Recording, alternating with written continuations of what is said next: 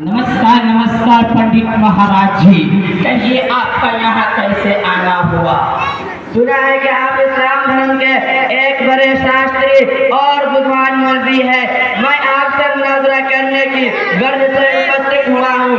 ठीक है, मैं मुनाजरा के लिए तैयार हूँ, लेकिन मुनाजरा इस शर्त के साथ होगा कि अगर आप मुनाजरा में हार गए तो मेरा धर्म कबूल करना होगा, और अगर हम हार गए तो आपका धर्म हम कबूल कर लेंगे।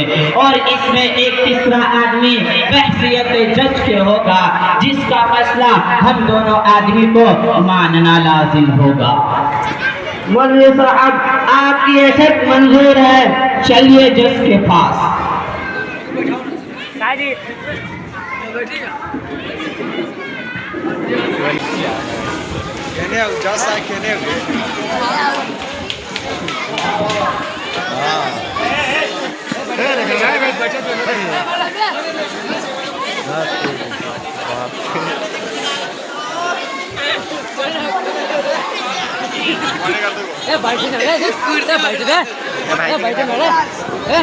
पहला सवाल कौन करेगा? मैं करूँगा और जवाब आपको देना है। अच्छा, तो आपको जितना सवाल करना है कर जाइए, मैं एक एक का जवाब दूंगा। मेरा सवाल ये है, मुझे साहब सुना है कि आपके धार्मिक महापुस्तक कुरान मजीद में दाढ़ी रखने का किसी भी हुक्म नहीं है, फिर आप लोग दाढ़ी क्यों रखते हैं? आपको पहला सवाल का जवाब ये है, मैंने आपके तमाम सारी पुस्तकों का अच्छी तरह मुतालिया कर चुका हूँ। आपके किसी भी धार्मिक पुस्तक में दांत रखने का कहीं भी हुक्म नहीं, फिर आप क्यों दांत रखे हुए हैं? बकौल आपके मेरी दाढ़ी कुरान अज़ीम के हुक्म के खिलाफ है। आप अजान को भुलाइए और मेरी दाढ़ी छिलवा दीजिए, और आपका दांत आपके धार्मिक पुस्तक के खिलाफ है। मैं लोगों को बुलाता हूँ और आपके तमाम दांतों को तोड़ा देता हूँ। बोलिए मंजूर है? मौलवी साहब, माफ कर दीजिए, मैं दांत चला के खोटा नहीं बनूंगा। मेरा दूसरा सवाल ये है, मौलवी साहब, ये भी बात समझ में नहीं आती है, ये बिल्कुल अक्ल के खिलाफ है कि अल्लाह यानी ईश्वर ने जब सारी चीजों को पैदा किया है और उसको चिराने और मारने पर कुदरत भी हासिल है, तो जब ईश्वर किसी जानवर को मार देता है तो उसको आप हराम कहते हैं, और जब अपने हाथ से मारते हैं तो हलाल कहते हैं। ये अजीब बात है। आपके दूसरे सवाल का जवाब ये है, आपके सवाल से ये पता चलता है कि जब ईश्वर ने तमाम चीजों को पैदा किया है तो ईश्वर के किए हुए को हलाल और इंसान के किए हुए को हराम होना चाहिए। देखिए पंडित महाराज, दो किस्म का नल है जिससे पानी निकलता है। एक नल हर इंसान के पास है जिसको कुदरत ने बनाया है, और एक नल है जिसको इंसान ने बनाया है, जिसको जमीन में डालकर पानी निकालते हैं। तो जब आप कुदरत ही के बनाए हुए के कायल है, तो कुदरत ही के बनाए हुए नल से पानी क्यों नहीं पीते हैं? लाओ इनका कुदरती नल का पानी पिलाओ।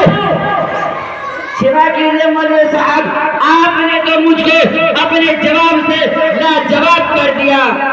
मेरा तीसरा सवाल ये है, यह भी बात अक्ल के बिल्कुल खिलाफ है कि ईश्वर ने मुख्तलिफ किस्म के जानवरों को पैदा किया है, जबकि सबका खुदा है।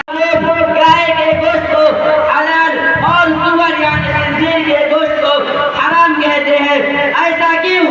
आपके तीसरे सवाल का जवाब ये है, आपने सवाल किया है कि जब ईश्वर ने तमाम जानवरों को एक ही तरह के खून और गोश्त से पैदा किया है तो सबको हलाल या हराम होना चाहिए, लेकिन ऐसा नहीं है। किंतु देखिए पंडित महाराज, अल्लाह ताला ने तमाम औरतों को एक ही ढांचे और एक ही शक्ल सूरत में पैदा किया है, लेकिन एक औरत जिससे शादी और ब्याह करते हैं उसको अपने लिए हलाल कहते हैं, और दूसरी औरत जो आपके रिश्ते में है उसको अपने लिए हराम कहते हैं।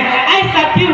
जज साहब, मैं आपसे गुजारिश करता हूँ कि हम लोगों का सवाल जवाब जो आपने सुना है इसका फैसला आवाम के सामने पेश करें।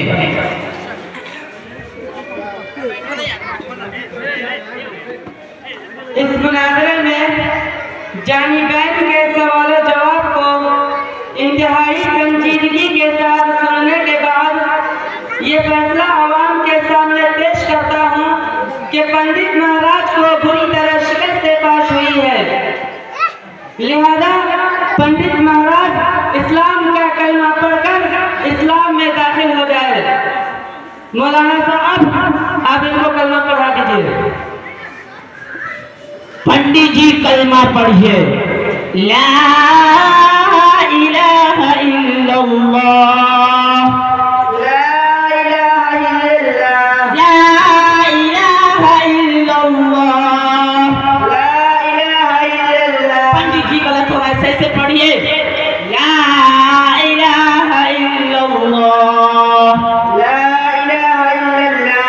मुहम्मदुर रसूलुल्लाह, मुहम्मदुर रसूलुल्लाह, मुहम्मदुर रसूलुल्लाह। मुहम्मदुर रसूलुल्लाह।